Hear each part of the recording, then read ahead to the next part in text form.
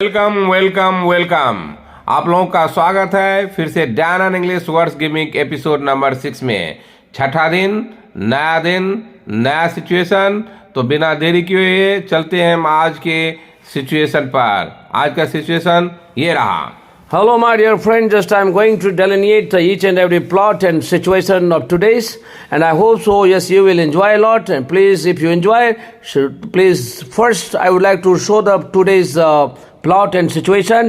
That is, during the TV broadcast, he ensnared in controversy while shedding light over pulsating matters of a nowadays an internecine battle which is happening in political party for ascending the throne at beck and call of Gandhi family instead of at the behest of president.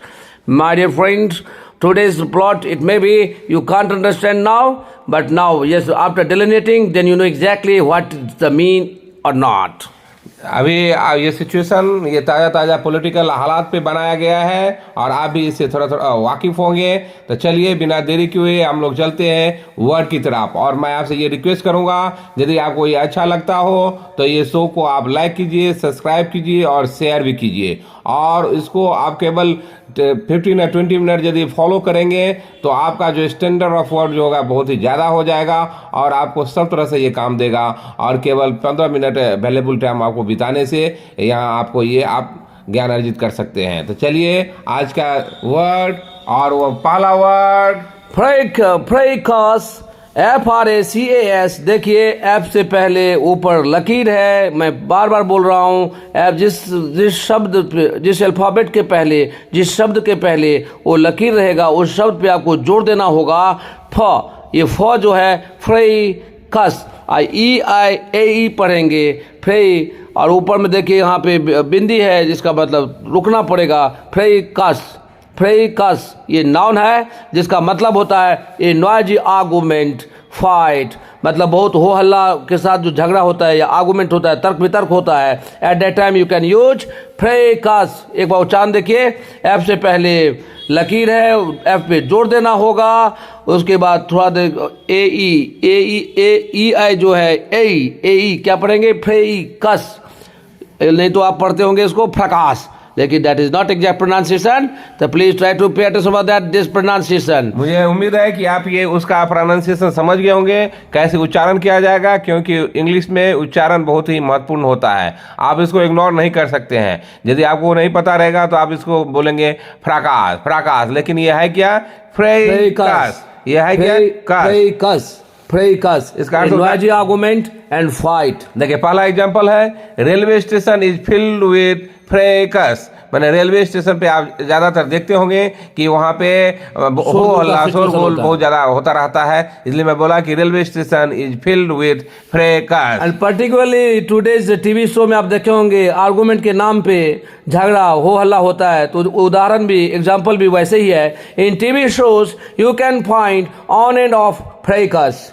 In TV shows you can find on and off fracas, मतलब TV show में noisy शोरगुल मतलब argument के नाम पे हो हल्ला करता है। और आपको यहाँ देखिए ऑन एंड ऑफ, मैं ये पहले एपिसोड में आपको ये ऑलरेडी बता चुका हूँ। यदि नहीं अभी समझ में आता हो तो उसमें आप एपिसोड को देखिए और इस यहाँ पे आपको स्पष्ट पता चल जाएगा इसका अर्थ क्या हुआ। In TV shows you can find on and off fracas, मैंने कि टीवी शो में आजकल आप देखते होंगे ये जो डिस्कशन होता है वो आर्गुमेंट में, नॉइजी आर्गुमेंट में चेंज हो जाता है। और my suggestion to you all, please please don't indulge yourself in fracas situation. और एग्जांपल सेम है, देखिए, never indulge in fracas with anyone, मैंने किसी से आप झगड़े में उलझिए मत, नॉइजी फाइट में नहीं उलझिए, हो हल्ला मत कीजिए। तो ये मैंने आपके लिए भी अच्छा नहीं है और किसी दूसरे के लिए भी अच्छा नहीं है। तो मुझे लगता है कि आप ये समझ गए होंगे आज का पहला वर्ड फ्रेकस, मैंने नॉइजी आर्गुमेंट और फाइट। एग्जाम्पल पूरा दिया, आप मुझे लगता है कि आप ये समझ गए होंगे। और आज का दूसरा वर्ड इनस्नेयर। देखिए, एस से पहले लकीर है तो इसका मतलब एस पे जोर देना होगा। इनस्नेयर, स आधा सौ है। snare, snare क्या पढ़ेंगे? क्या इसका उच्चारण करेंगे? एक बार फिर से उच्चारण कीजिए। Ensnare, ये Ensnare। ये वर्ब है और इसका मतलब होता है टू कैच और गेट कंट्रोल ऑफ समवन और समथिंग, मतलब किसी चीज पे अपना पकड़ बनाना या अपने काबू में लाना। दैट इज इन, उसको क्या बोलेंगे? इनस्नेयर्ड। और ऐसे पहले देखिए लकीर है, एस पे जोड़ देना मत भूलिएगा।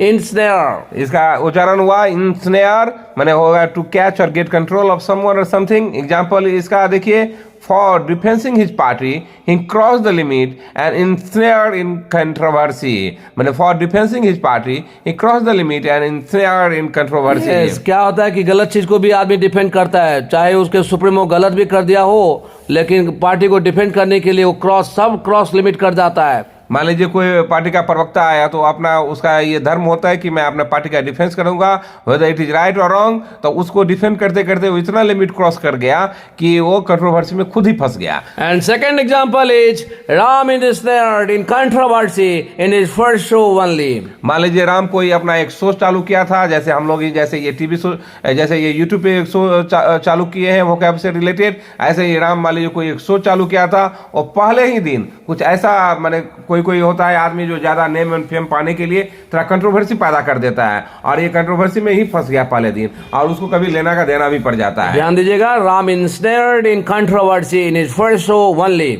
और तीसरा एग्जांपल है spider ensnare flies in their webs. मैंने देखते होंगे स्पाइडर जो है वो कीड़े उसको पकड़ लेता है और अपने वेब में ले आता है, तो उसको दिए spiders ensnare flies in their webs. इससे पहले आप कैच का यूज करते होंगे, होल का यूज करते होंगे, लेकिन आज से मेरे दोस्त इसको यूज कीजिए इनस्नेयर।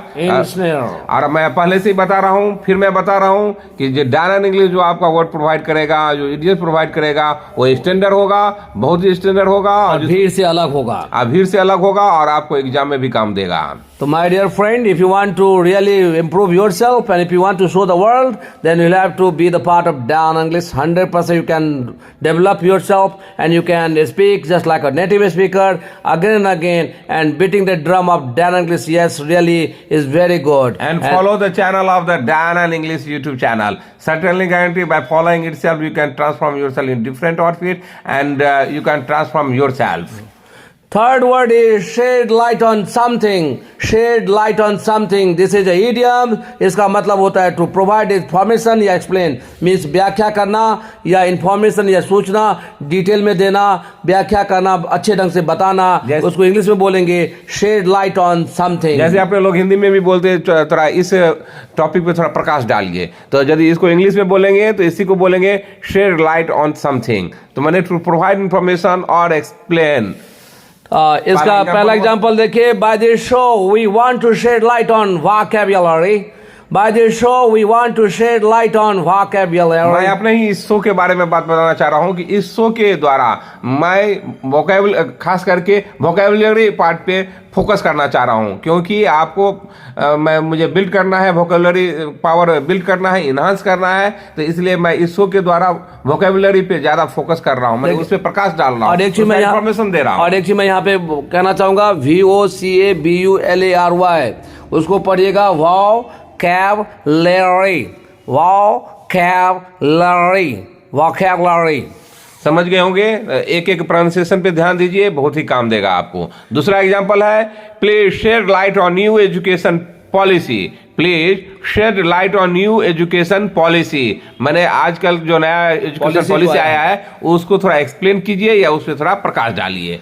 Third example is foreign policy advisor can shed light on the impact of Russia-Ukraine war. मैंने कहने का मतलब यह है कि अभी जो रशिया यूक्रेन वार जो अभी ऑनगोइंग चल रहा है उसका इम्पैक्ट क्या होगा, मैंने फॉरेन पॉलिसी पे क्या होगा, इकोनॉमी पे क्या होगा, इसके बारे में फॉरेन पॉलिसी एडवाइजर जो होगा, जो उसके बारे में जानता है, इनसे और जानता है, उसके बारीकी जो जानता है, वो थोड़ा अच्छे ढंग से इस पे आपको समझा सकता है, वो प्रकाश डाल सकता है, उसको एक्सप्लेन कर सकता है। इसलिए मैं बोला कि foreign policy advisor can shed light on the impact of Russia-Ukraine war. My dear friend, all people want to do something different or doing better, and or becoming better, then you'll have to be the part of Dan English. 100% you can do better. No sooner did you start following the Dan English words channel. gimmick YouTube channel, 100% you can update yourself up to date. If you want to be, then you'll have to be the part of Dan on English. चलिए आज का मेरा चौथा word है Pulsating.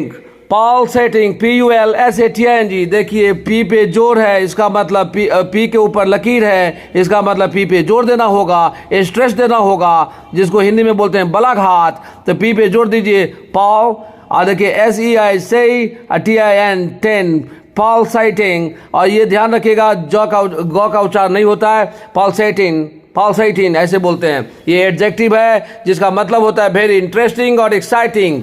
मतलब बहुत रुचिकर और बहुत जोशीला, बहुत एकदम एक्साइटिंग कर देता है, उत्साहवर्धक. जैसे एग्जांपल के तौर पे देखिए, इसे आपका क्लियर हो जाएगा. Today cricket match was really a pulsating match. Today cricket match was really a pulsating match. माने आज का जो क्रिकेट मैच था बहुत ही इंटरेस्टिंग था, एक्साइटिंग था. मान लीजिए रन चेज में हो या जो कुछ भी हो, मैंने आपको बहुत ही अच्छा लगा होगा, बहुत ही इंटरेस्टिंग था. तो इसको हम बोलेंगे today cricket match was really a pulsating match. इससे पहले आप दूसरा वर्ड यूज करते होंगे, लेकिन आज से मेरे दोस्त पल्सेटिंग का भी यूज कीजिए. And second example is we are going to delineate the most pulsating topic.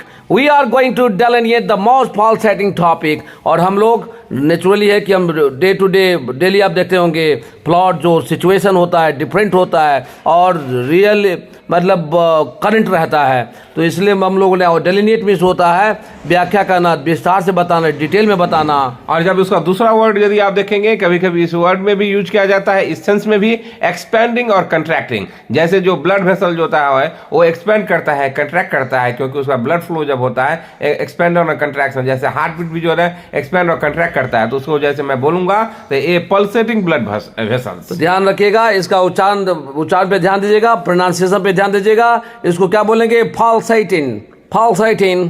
मुझे आशा है कि आप ये समझ गए होंगे और आप फॉलो भी करते होंगे.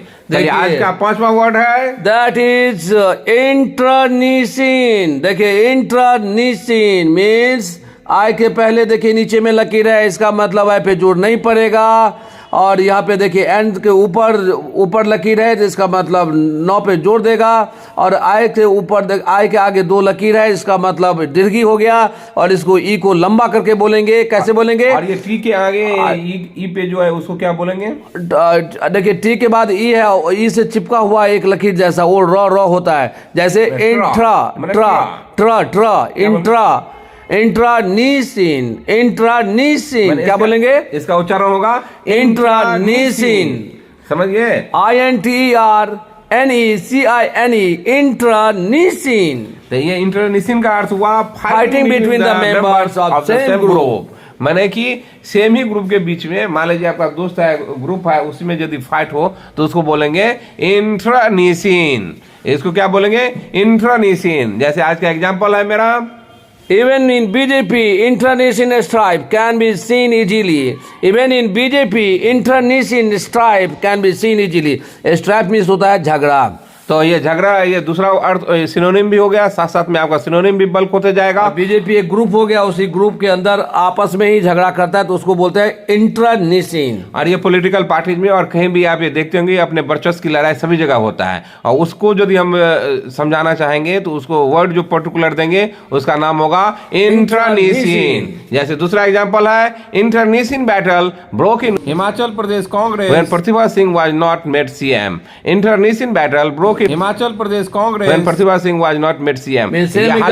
Same example from political party. ये करंट एग्जांपल है कि अभी जो कुछ दिन पहले ही जो वहां पे जो कांग्रेस विन किया है, जितने में सक्षम हो पाया, लेकिन वहां पे पहले से ये प्रोजेक्टेड था कि प्रतिभा सिंह हो सकती है CM होगी, लेकिन बाद में जाकर के उसको पलट दिया गया और किसी दूसरे आदमी को वहां पे चीफ मिनिस्टरशिप बना दिया गया. उसके लिए जो इंटरनेशनल जो बीच का जो फाइट था अपने पार्टी के अंदर ही, तो उसको जब बताने का जो कोशिश किए तो उसका होगा international battle broke in Himachal Pradesh Congress when Pratibha Singh was not made CM. तीसरा example, Bihar BJP is facing international fight.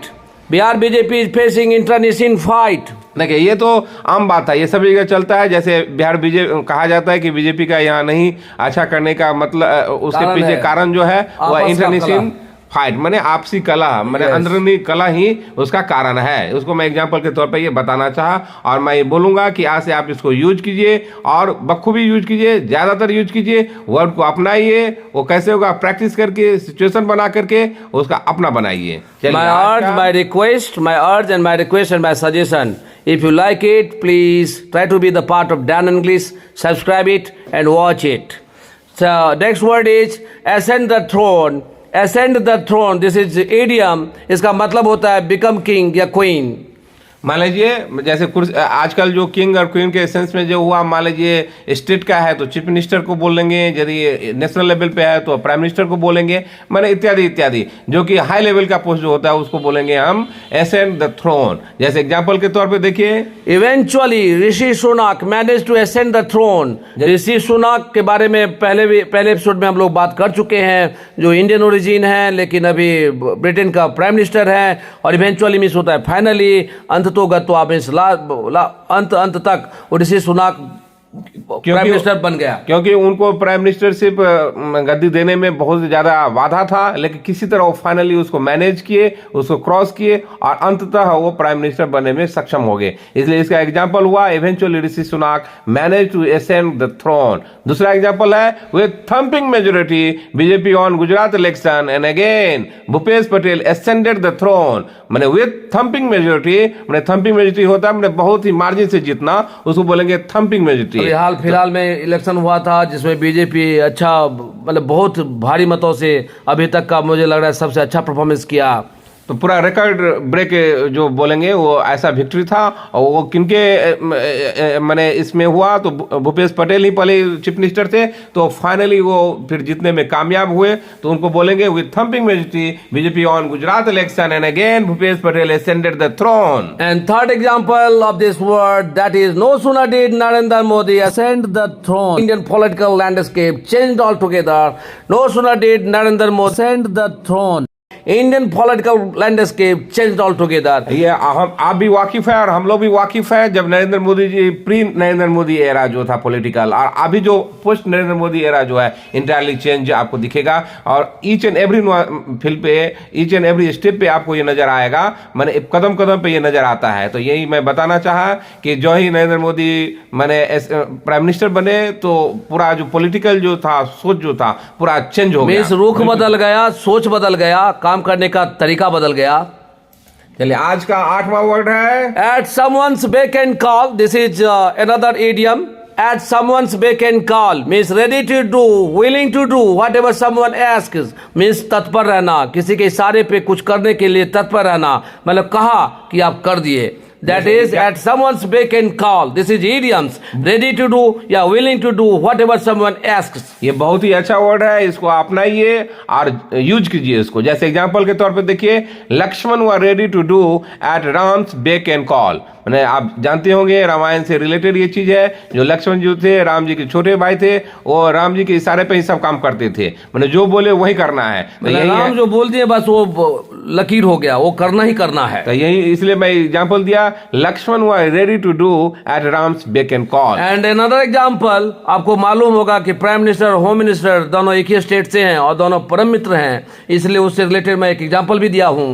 Eight beck and call of prime minister, home minister of India is ready to do anything. मैंने ये है कि यदि prime minister यदि कोई भी signal दे दे तो होम मिनिस्टर किसी भी हाल में वो करके ही देते हैं, चाहे इसका परिणाम कुछ भी हो। या तो प्रॉन्स वो ज्यादा देखते नहीं है, बस प्राइम मिनिस्टर का इशारा ही काफी है। तो इसलिए मैं यहाँ पे दिया, at beck and call of prime minister, home minister of India is ready to do anything. तीसरा एग्जाम्पल देखिए, Shubham is ready to follow the methodology of English at beck and call of Dana English. Shubham is ready to follow the methodology of English at beck and call of Dana English. My dear friend, Shubham अपना student है और really बहुत अच्छा कर रहा है, और इसलिए मैं उनको यहाँ पे नाम का यूज भी किया। और ये उनका लिखने का तरीका, बोलने का तरीका really just like Dan English का जो अपना रूल है, स्टैंडर्ड है, उसके अनुसार वो बोल रहे हैं। तो मैंने उनका ये है कि विदाउट प्रॉन्स एंड कॉम, मैंने कुछ ज्यादा सोचे, यदि हम यहाँ पे बोल दिए कि आपको ऐसे ही करना है तो वो ऐसे ही करते हैं। तो इसका अर्थ ये हुआ कि Shubham is ready to follow the methodology of English at beck and call of Dan English. तो इसको मैं इस ढंग से यूज करूंगा। और आज का फाइनल और लास्ट वर्ड है That is be haste. Be haste, that is a noun, means request or order. Be haste, देखिए एच से पहले लकीर है, एच के पहले देखिए लकीर है, एच का इसका मतलब ये हुआ कि एच पे आपको जोर देना होगा, इम्फेसाइज करना होगा। ये लकीर जो है हिंदी में उसको हम बोलते हैं बलाघात, इंग्लिश में बोलते हैं स्ट्रेस। तो बी हेस्ट क्या बोलेंगे?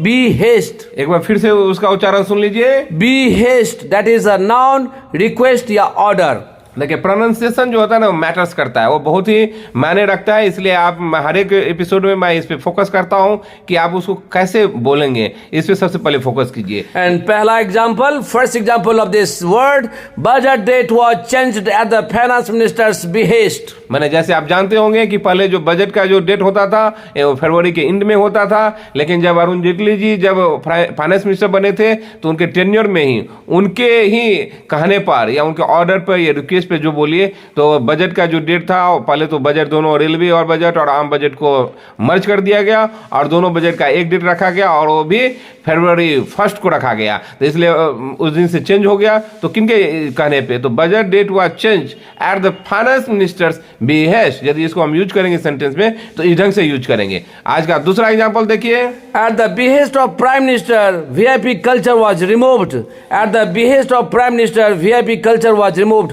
आपको मालूम होगा जब तक मोदी जी नहीं आए थे पावर में, उससे पहले लाल बत्ती मतलब एक शान हुआ करता था। लेकिन आजकल वो सब कल्चर हट गया और प्राइम मिनिस्टर जी बोले कि नहीं ये सब नहीं चलेगा। तो मैंने क्या हुआ, इनके कहने पर, उनके ऑर्डर पर ये सब कुछ हटा दिया गया। मैंने eight the behest of prime minister VIP culture was removed. क्योंकि उनका मानना है कि हम लोग सेवक हैं और सेवा करने के लिए आए हैं, ना कि हम मतलब वीआईपी कल्चर को हम लोग को देख को डरे रास्ता छोड़ दे। नहीं हो सकता है, आपको उसके बीच में जाना होगा। In the third example, parliament adopted the budget resolution at the behest of the president. देखिए ये जो है प्रेसिडेंट के इशारे पे, उनके मैंने रिक्वेस्ट पे, उनके ऑर्डर पे ये जो है बजट रिजोल्यूशन जो होता है वो अडॉप्ट किया गया। किनके कहने पे? तो प्रेसिडेंट। क्योंकि आपको पता है कि कॉन्स्टिट्यूशन में प्रेसिडेंट जो है आठवां पोजीशन पे होता है, उनके कहने पे सब काम होता है, कुछ भी करवा सकते हैं। इसलिए इसमें मैं एग्जाम्पल दिया, parliament adopted the budget resolution at the behest of the president. My dear friend, if you like it please subscribe it, and 100% you can get a lot of things. Therefore be the part of Dan English. Know so that you do be the part of Dan English. Yes, 100% you can speak just like a native speaker. मेरा ये कहना है कि आप इसको follow कीजिए, एक एक एपिसोड को फॉलो कीजिए, थोड़ा टाइम बिताइए, तो आपको बहुत ही स्टैंडर्ड और बहुत ही एडवांस लेवल का वोकैब आपको मिल जाएगा, इडियम्स भी मिल जाएगा। और आपको यूज कीजिए। मैं बार बार बोल रहा हूँ कि अपना एक सिचुएशन क्रिएट कीजिए, उसमें डालिए, मैंने play with the word, not मैंने उसको केवल याद नहीं कीजिए, उसके साथ आप खेलिए, अम्पटीन टाइम्स बार बार उसको यूज कीजिए, तब वो जाकर के वर्ड आपका अपना होगा। और हम लोग का ये मकसद है कि वर्ड आपका अपना होना चाहिए। हम बोलेंगे इंग्लिश, वो भी स्टैंडर्ड इंग्लिश बोलेंगे। इसके लिए आपको बस कुछ नहीं करना पड़ेगा, लाइक कीजिए, सब्सक्राइब कीजिए और वॉच कीजिए। यदि अच्छा लगे तो किसी से शेयर भी कीजिए। और इसका जो लिंक है मैं यूट्यूब पे डाल देता हूँ, और आप यदि टेलीग्राम पे जाएंगे तो आपको PDF भी बहुत आसानी से मिल जाता है। तो चलिए फिर से मैं एक बार सिचुएशन को फिर से देखता हूँ, क्योंकि उस समय आप कितना समझ पाए मुझे पता नहीं, लेकिन मुझे उम्मीद है कि अभी जब हम पढ़ेंगे तो आप ईच एंड एवरी नुआंसेज आपको क्लियर होगा। So my dear friend, try to understand and try to pay attention to that part. During the TV fracas, he ensnared in controversy while shedding light of a pulsating matters of nowadays, an internecine battle which is happening in political party for ascending the throne at beck and call of Gandhi family instead of at the behest of president. तो मुझे उम्मीद है कि आप पूरा समझ गए होंगे। आप इसे वर्क कीजिए, सिचुएशन बनाइए, डालिए। तब तक के लिए बाय बाय।